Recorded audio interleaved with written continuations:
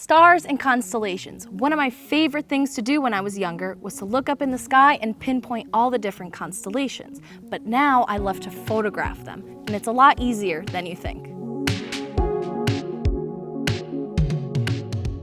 Okay, so you want to photograph the stars.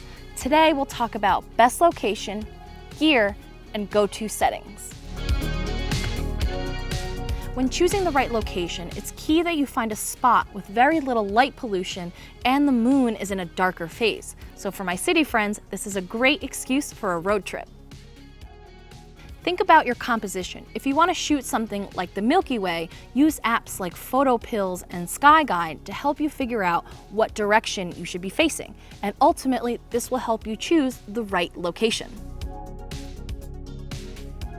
Okay, so you decided on your dark location. Now let's pack our gear. I want to have a wide shot with surrounding trees in the composition, so I'll be shooting with the Sony a7R IV and the 16-35 f2.8. We'll be shooting long exposures, so I'll also bring along a tripod and a shutter remote. When shooting at night, it's important that you think about your safety, so you should bring along a headlamp or a flashlight when shooting at night outdoors. Great, now you have your location and your gear secured. Let's head out and set up and talk settings. I made it upstate New York near the Woodstock area away from New York City's light pollution. I have my camera set, my headlamp, and some tie-dye to fit in, and we're ready to go. For this tutorial, we're gonna keep it simple. I'm gonna show you how to take one photo of the stars rather than shooting intervals. Before you begin shooting, make sure you set your camera to manual mode. I'd recommend turning off the high noise reduction option on your camera, if you have it. Set your photos to RAW. This will give you full control when editing them later. Next, set your camera to a self-timer, or if you have one, use a shutter remote.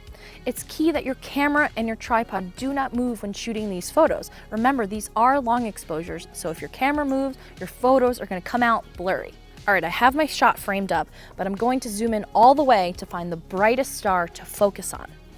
You'll want to open your aperture to its widest setting, the lowest f number. Your shutter speed, you can start at 5 seconds, but feel free to experiment with longer as well. And with your ISO, it will depend on your camera's capabilities, but start at 400 and go up as needed, until you start getting noise in the frame. Once you've found your ISO range and you've nailed your focus, feel free to play around a little. Do a longer exposure, do a shorter exposure, see what your results are, and then we'll bring it into edit.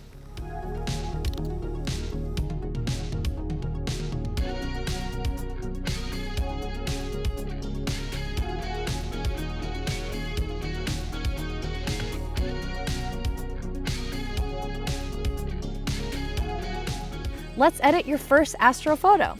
Since I'm in the woods, I'm going to edit al fresco. For today's edit, I'm going to use Adobe Lightroom. It gives you great control over your raw files. I've imported my photo.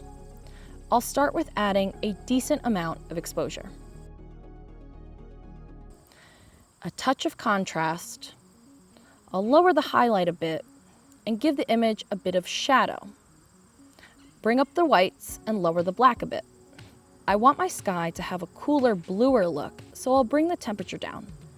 I want the photo to have as little noise as possible, so I'll bring down the texture, only a tiny bit of added clarity, and dehaze.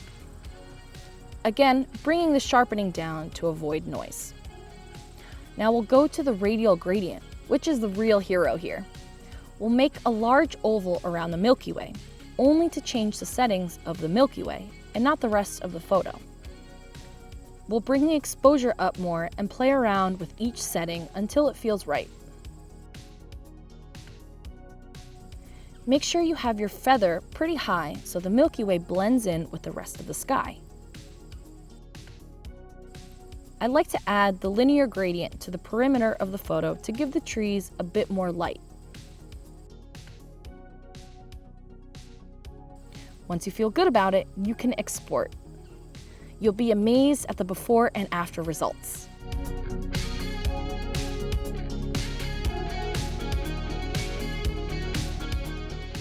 Taking photos of the stars can be so rewarding once you figure out the best settings for you. Once you get the basics down, you can unlock creativity from light trails, light painting, time lapses, and more. Tag us in all of your starry night photos and let us know if you'd like to see more videos like these in the comments below. I'm Maria, and thanks for watching.